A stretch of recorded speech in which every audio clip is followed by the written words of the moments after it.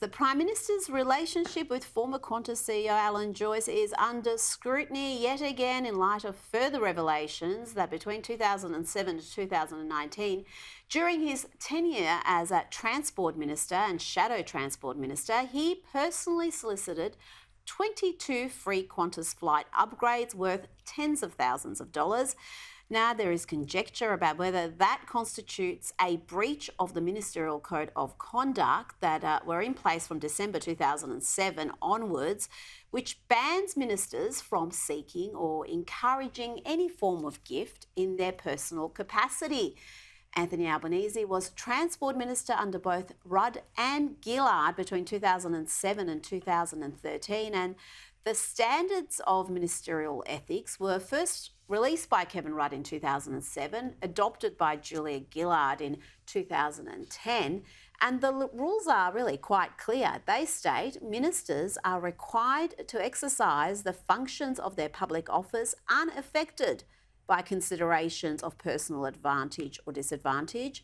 Ministers in their official capacity may therefore accept customary official gifts, hospitality, tokens of appreciation and similar formal gestures in accordance with the relevant guidelines, but, and it's a big but, must not seek or encourage any form of gift in their personal capacity.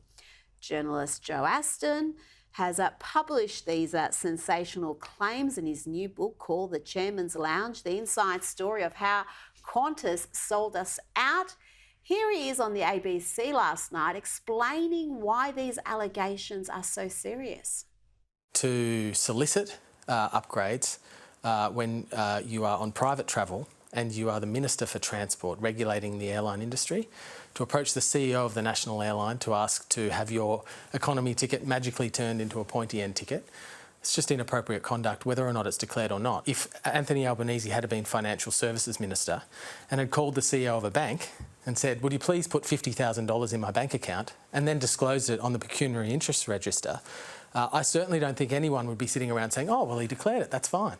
Anthony Albanese has snapped back at reporters today when pressed on these allegations. I have said very clearly that I recall direct discussions with Alan Joyce over the flights, the Emirates or Qantas flight to Dubai, and of course the first flight to Perth. They're the only times that I was on a plane with Alan Joyce. Of the 22 flights, 10 of them were during the leadership ballot between myself and Bill Shorten in 2013. He also told reporters on Sunday that from time to time members of Parliament receive upgrades.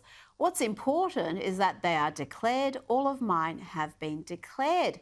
But that claim has also been questioned, with an exclusive story in the Australian Financial Review revealing that the Prime Minister failed to declare thousands of dollars worth of business class flight upgrades that he secured for his former wife. The opposition has used the allegations to call for a fresh Senate inquiry into Qantas's relationship with the government and of Alan Joyce and Anthony Albanese's relationship in particular.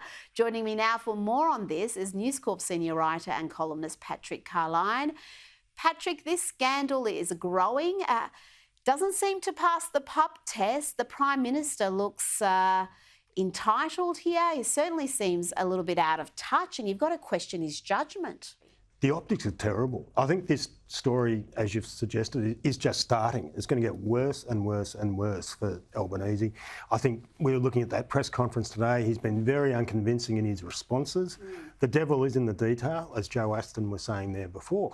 Was he Transport Minister, and was he soliciting Alan Joyce personally to get benefits? Or Qantas personally, Yes. whether, if you're in the Chairman's Lounge, you probably have got a special phone number you can call where you get very good service. That's right, yes. I know certainly Platinum members have access to a different phone line. So even if it wasn't going directly to Joyce, if it was going to anybody at Qantas Yes. seeking this upgrade, It stinks. It really does stink. As you said, it doesn't pass the pub test, and it's going to get worse. And I think it's going to be a distraction for the government for weeks, I suspect.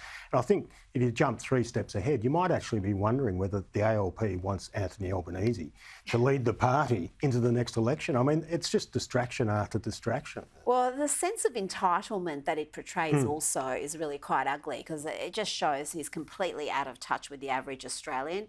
Now, I was amused to see this analysis from the ABC. Their reporter, Tom Lowry, wrote that Qantas's infamous Chairman's Lounge just offered a quiet place to wait for your next flight. He wrote, the lounges themselves are apparently not all that interesting. They're a comfortable airline lounge with enough room for a private conversation or a quiet space to work. Club sandwiches and salt and pepper squid are on the menu.